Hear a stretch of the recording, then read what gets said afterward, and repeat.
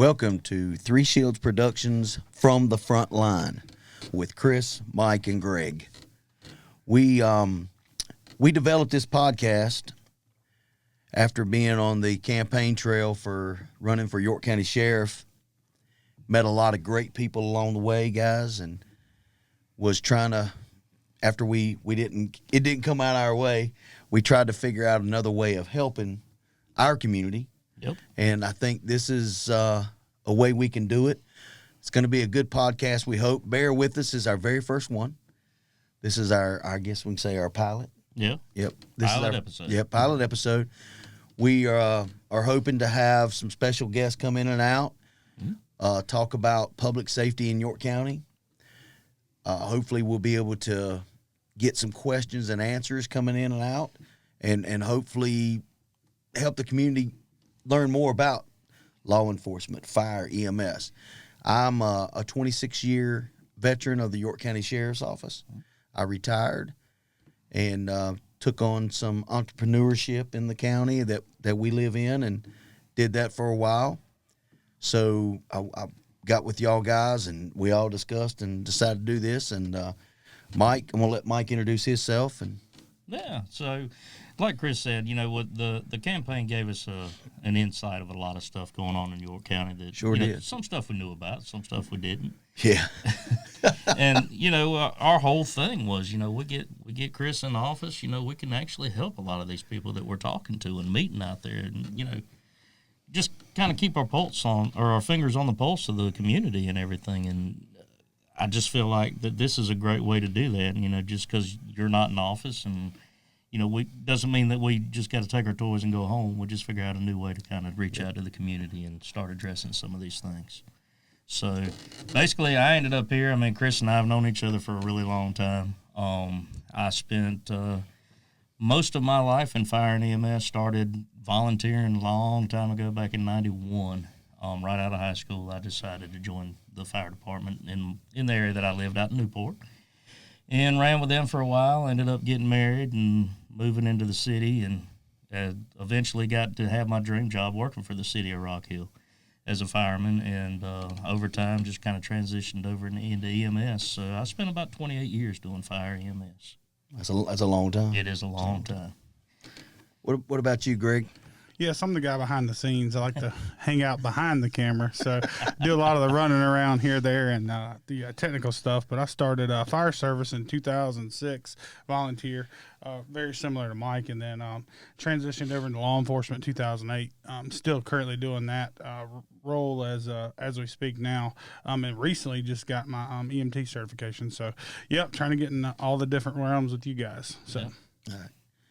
Mike, tell us a little bit about some experiences that you have while you were EMT with Piedmont. Oh, wow. So, I mean, we could talk war stories all day, but I can tell you, you know, the biggest thing that I noticed being out there and involved in the community is the fact that most people don't realize what it is that an EMT does. That's right. You know, the probably the worst thing that you can ever call an EMT is an ambulance driver.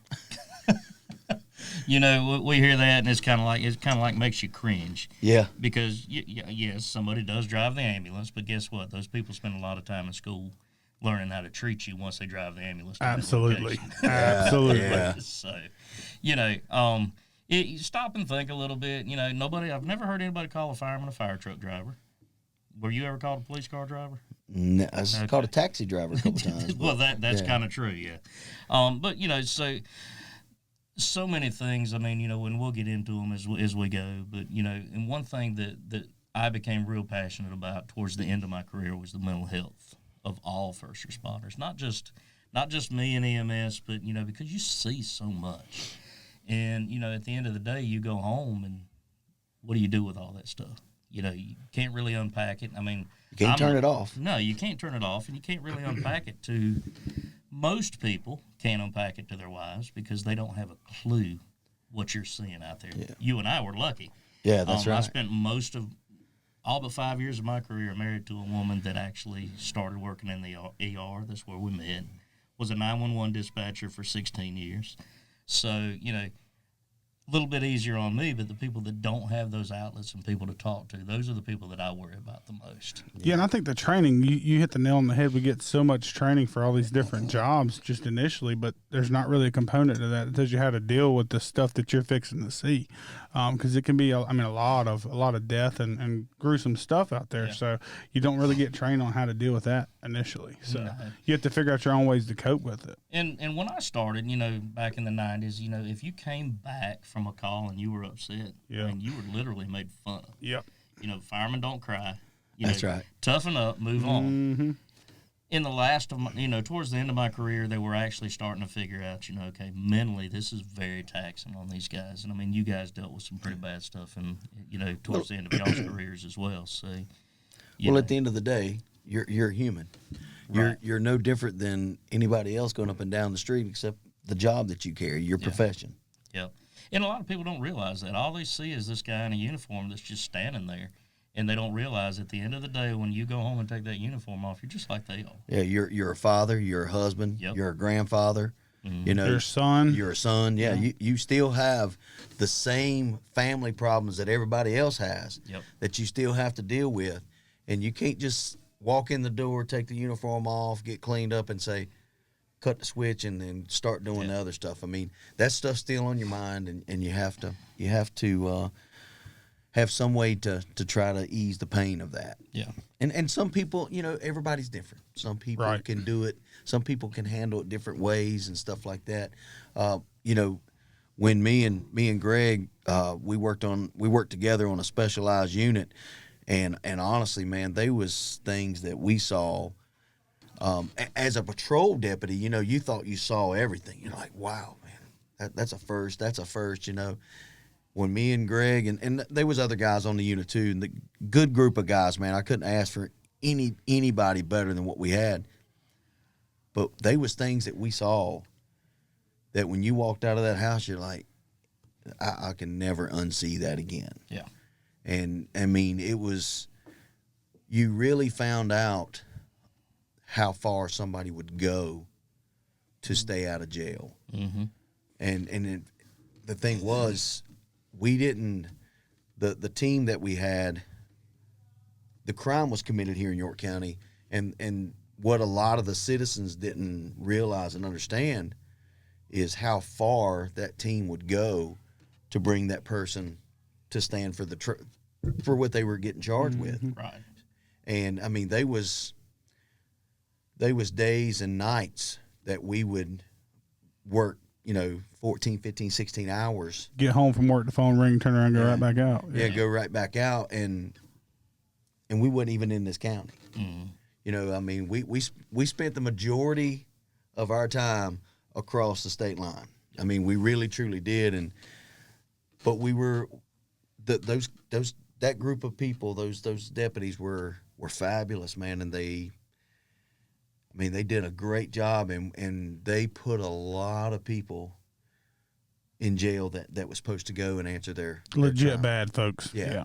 So, but in saying that, the legit bad folks, as he's talking about, is just some of the places that we would go in was just it was unfit for people to live in. And I think that's probably one of the things that used to get me the worst is you would walk into a mobile home and literally have to watch where you step because of holes in the floor. Oh, yeah. And there's children being raised in this. That's right. And you just, it's hard to leave there, but, the system is just, it's so hard. And I feel like the good Lord put us all here together to try and help educate these people on just some of the things that we're dealing with, just, again, helping people remember that, we're not just those people blaring up and down the roads with the red lights, the sirens, the blue lights, pulling you over and ruining your way home from work because you decided that you were going to go way too fast down the highway. We're all out here for a reason. We're trying to stop from having another first responder see another thing like we've had to see. Yeah. So Greg, back on your days of a patrol deputy, give us the first 2 or 3 hours on shift as coming in on a night shift. Clock signing on at 5:45, starting your night shift as a patrol deputy? Well, there's usually calls holding, so then you're trying to get those calls answered. The first little bit, well, everybody come home from work, they figuring out what what got burglarized that day and what happened that day. So once that transpired, you got that knocked out, then you tried, to find you some dinner before places closed at like 9 o'clock. So you go answer all those calls, maybe make a few traffic stops, do stuff like that. Then you want to figure out somewhere to eat, and then as soon as you sit down, you know what happens. That radio goes off. You got to go to a call. It just seems like it's what happened. I've had the dinner on the trunk of the car many a time. So we do that and then roll on about the night. And then, of course, on night shift, it was always got a little slower after like the 2 hour. But that's a good time. And I really enjoyed night shift because that gave me a chance to get caught up on all my paperwork, get all your stuff together, your general sessions case files, stuff like that knocked out. And so that was actually, the lull in the night. And it was good, except for the weekends. It usually cranked on all night long. But So when somebody runs by and they see a patrol vehicle sitting in a parking lot, an empty parking lot, just sitting there. They're not taking a nap. Oh, we're not napping, and we're not like playing video games on the phone. Usually you're in there doing a report because you're like 6 deep. Yeah, getting caught up on your paperwork before the next one came in. Next rush comes in. Right. Yeah. And then if you want to go do some practice stuff, you had to get that knocked out so you wouldn't be so far behind. Because once you started your proactive stuff, you could catch your DUI. There goes out of service for a couple hours and stuff like that. So yeah, there's a lot that goes into I guess if there is such a word as a simple arrest, but there's a lot that goes into an arrest. The paperwork. Yeah, it's not something that you take lightly. I know I never did. So well, I mean, if you arrest somebody, then you got to transport them over to the Moss. And think about if you're in Fort Mill. Yeah. If Fort Mill's not open that day, that's a 45-minute ride. Yeah, so you got to take them over to the Moss, get them there, and then you got to sit in the car and you got to knock the booking sheet out before you get in there. Yeah. So you put your booking sheet through, then you get your charging documents and get them there, get them locked in, pull around, then maybe since you're over there in York, you top off with gas. Go all the way back to think Fort about Mill. if you had to get a warrant. If you have to go ahead and do a temporary hold and go get the warrant, come back and serve it after that. I mean, that's another, however hour too long process. So, yeah. So it can be very involved. Yeah, so when you see a deputy just sitting there, it's probably they're trying to do paperwork and get called up, or a city officer, they're trying to get called up. Right. So, and I know you've been out for a while, but EMS had a thing where you might see a truck just sitting in a parking lot somewhere. Do they still do that, or do you know? Yeah, no, they still do that. What is that all about, Mike? So it seems kind of crazy. You just riding around and you see ambulances sitting in weird places, and it's like, what is wrong with these people? Don't they have a place to go? Yeah, they have a place they'd rather be.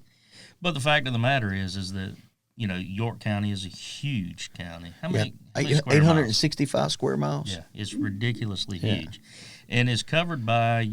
When I was there, I think 14 ambulances covering all of that. So strategically, as the calls come in and the ambulances filter out of whatever area they happen to be assigned to, another ambulance has to come back, fill that area. And working closely with the 911 system, they have heat maps that actually use predictive software where they got a fairly good idea. This area is very concentrated with people. And historically, around this time of day, somebody's going to call 911. So they actually is preemptive staging to cut down response times. Is what that is. So that's good. Yeah, it's really good. I mean, it's harder on the guys, and I mean, you guys know, y'all spent 12 hours a day in not an ambulance, but a police car. Right. Even more cramped than being in an ambulance. Yeah. So but the cage back there, you don't have much leg room. I was going to say, I don't know how you tall guys.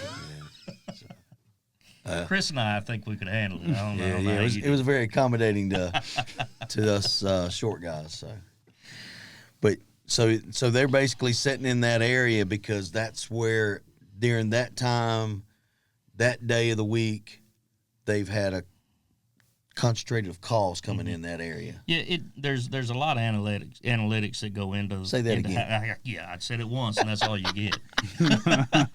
But there's a lot of stuff that goes into how that software works, and one of the folks that I really am looking forward to kind of reaching out to and getting him to come in and explain all that is the director of the 911 system, because a lot of people don't think about it when you think about first responders, but I mean, it's closer to my heart because my wife spent so many years there, as did yours. Without them, none of this that we do Yeah, they're happen. they're the very first ones that get it. They are on the very Yeah. first line. Yeah, I mean they are on that Yeah. front line, like you're saying. They're getting all that initial information, figuring out what's going on. That's not an easy job. It's not. And I mean, you want to talk about mentally taxing, because at least we go and we get to see what's going on. Sometimes we even get to see the resolution of the situation. As soon as they hang up the phone and we go on scene, they have no clue what's going on. So, I mean, that in itself, we get some sort of finality out of it most of the time, but they don't get nothing. And they're just sitting there wondering if you're okay, because, I mean, that's what they're truly concerned about. All the ones that I've ever had to deal with, they're worried about your safety. Yep. Well, Because they sent you there, you know? Yeah. Well, just like Mike said, they get all that initial information. They can hear the whole call going down. Officers get there, they disconnect.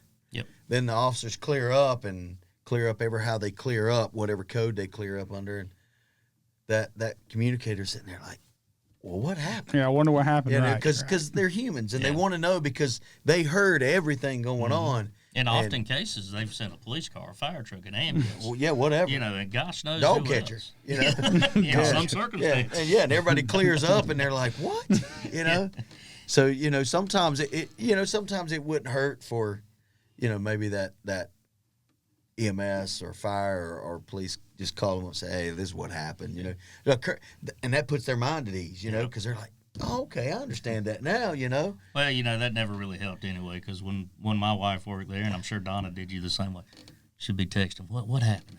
And be like, oh, well, we just went on this call, took him to the hospital. She's like, you got to give me more than that. Yeah, well, I mean, but, they had the inside track, so, it was easier for them to do that. So, But, yeah, that's just one of those things I think that, would probably help them if they want to know. There's some in there that can just disconnect and say, okay, whatever, I don't care, Yeah, But I think after they spend a little bit of time there, they all start to just kind of, because they build a relationship with us. they do. And a lot of times, I mean, over the years, ambulances will stop by 911 dropping off cookies and stuff, and the police officers stop by and bring stuff all the time. That's and, right. It's a really close knit group, but I think just in general, that's one thing that I want to make sure everybody realizes is they are part of us. Oh yeah, For sure. 100%. We You're could right. not do an eighth of what we did out in the field without That's them. right.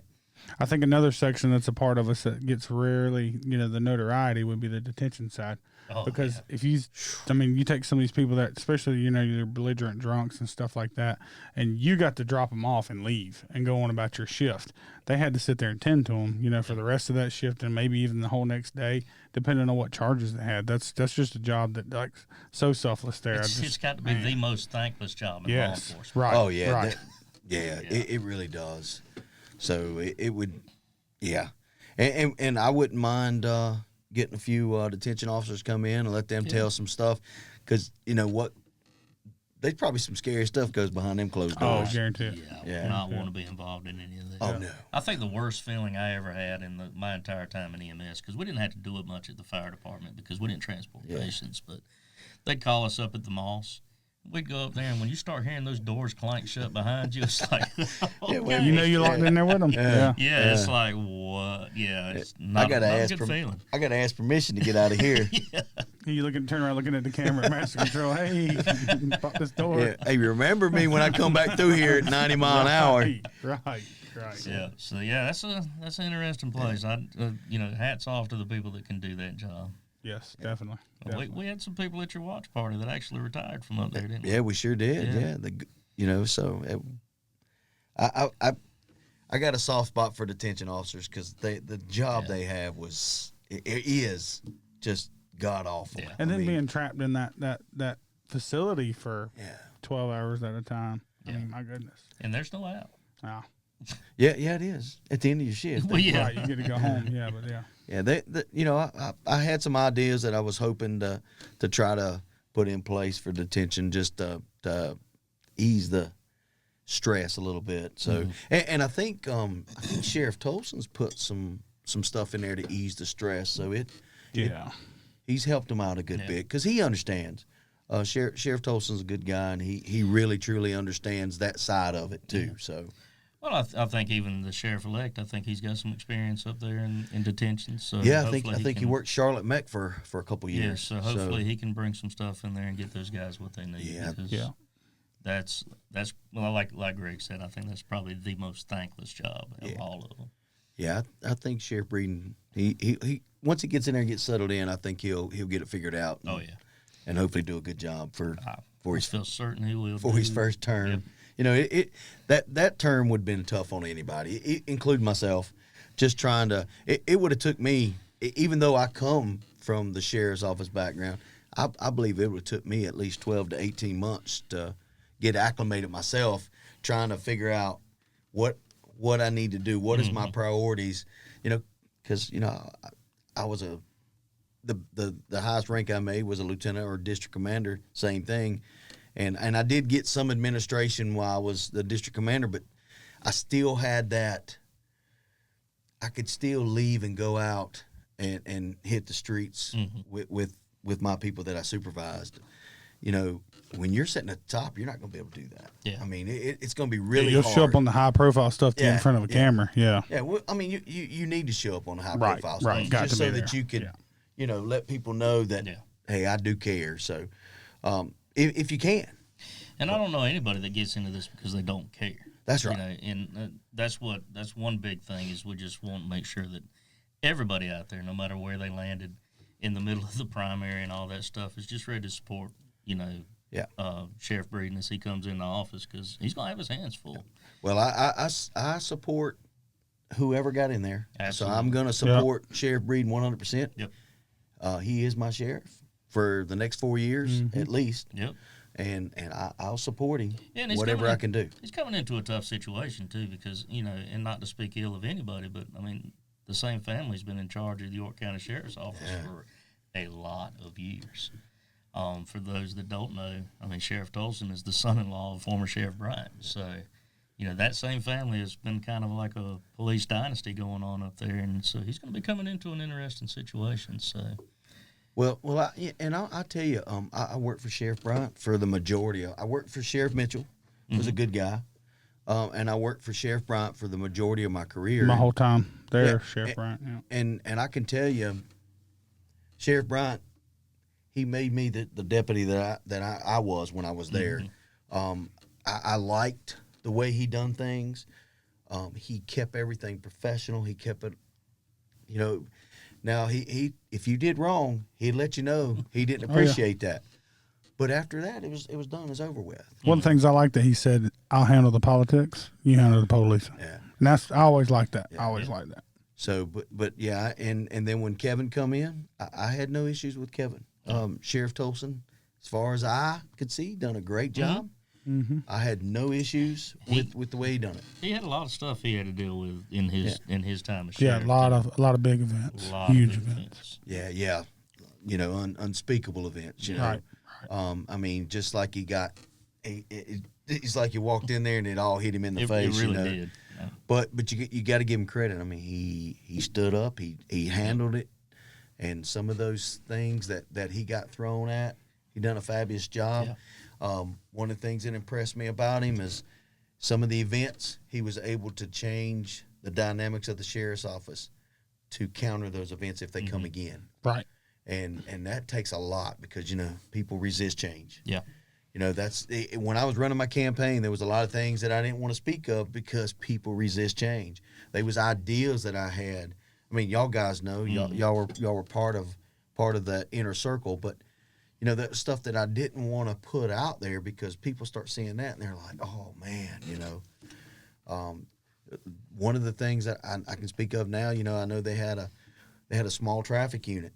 Well, you know, I had that plan. I spoke to y'all about it. We talked about it to take those guys and turn them into a 32-man traffic unit and never affect the budget. You know, that's stuff that I wanted to do, but those traffic guys were going to be encompassed into that, and you know their life was going to change a little bit, but it was going to be to the good. But you know you just don't want to talk about that impact because people are going to say, oh man, I resist change. Because when you don't have all the details, it's really hard to see where you fit and how you're going to fall into that. Yeah, so. and it was just a plan without getting in there and looking at the totality of everything. Right. On paper it looked good, and you know there's a lot of things on paper that looks good. And then once you sit down and say, okay, this plays a factor, then you're like, can't do that. Right. Might not work. Might not work.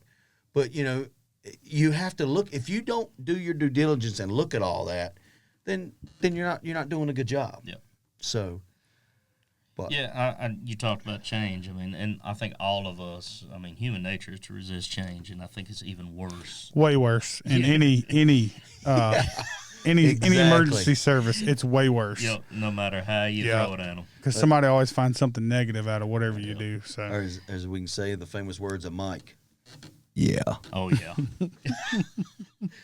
So you know, and a perfect example of that, you know, is even back in the early '90s, or actually mid '90s, when I went to as paid with the city.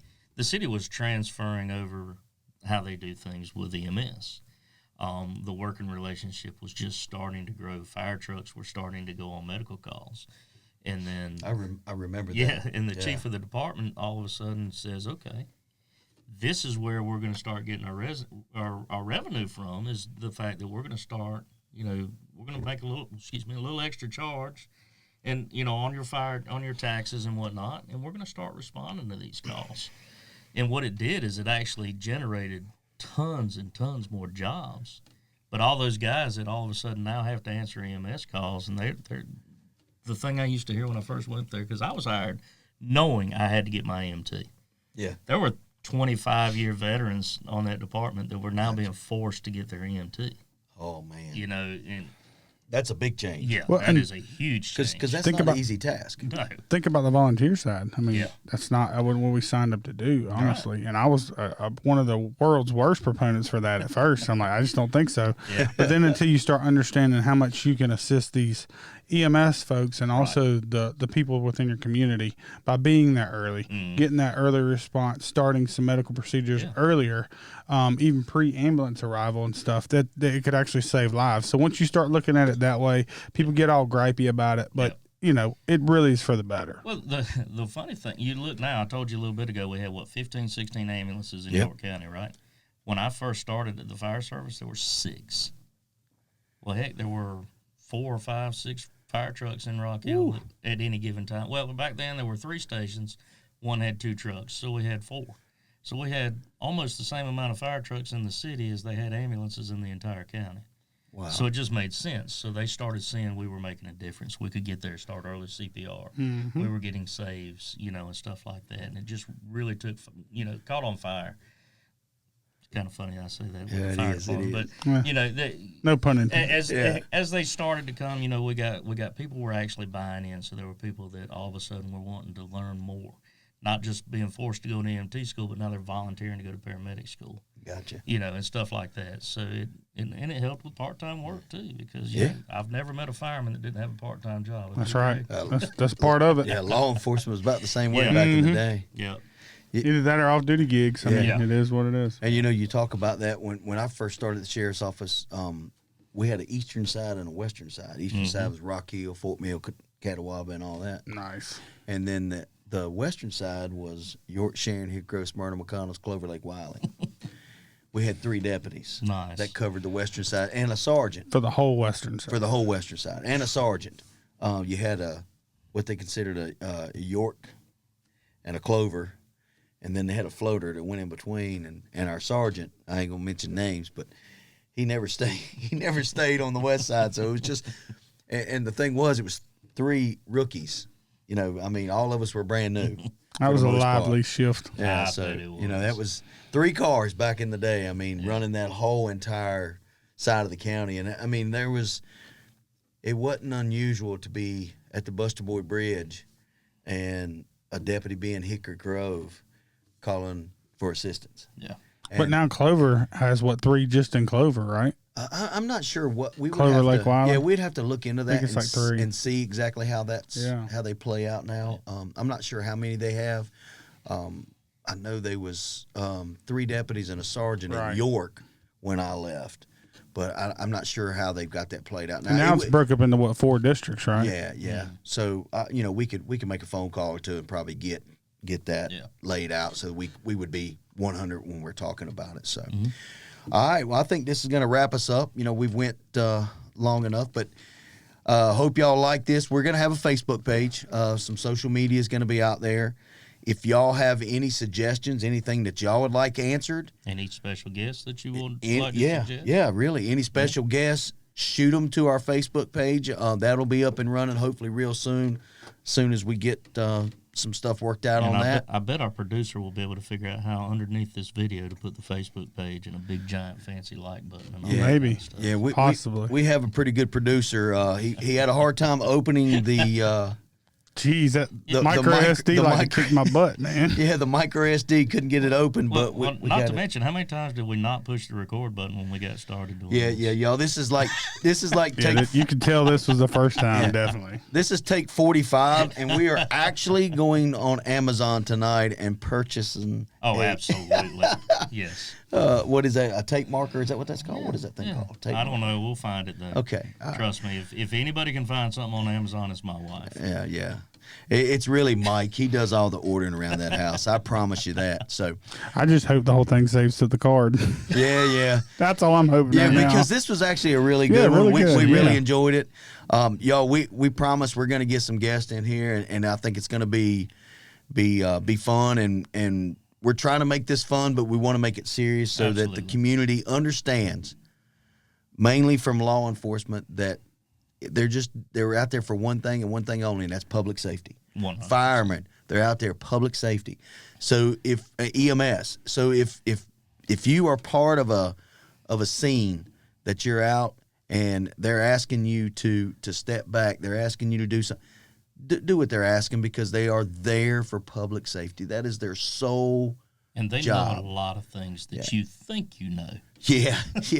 You So know, but they actually know these things, and and like I think the neat thing about this platform that we have is, like we said at the start, we're going to give them a glimpse of what we see on the front lines. that's right. That's right. So hey, join us again. We'll get our Facebook page up and social media, and get our new date out there for our next one. So thank y'all for coming, Mike, Greg. We see y'all on the Anytime, next. brother. See y'all on the Thanks next so much, one. guys.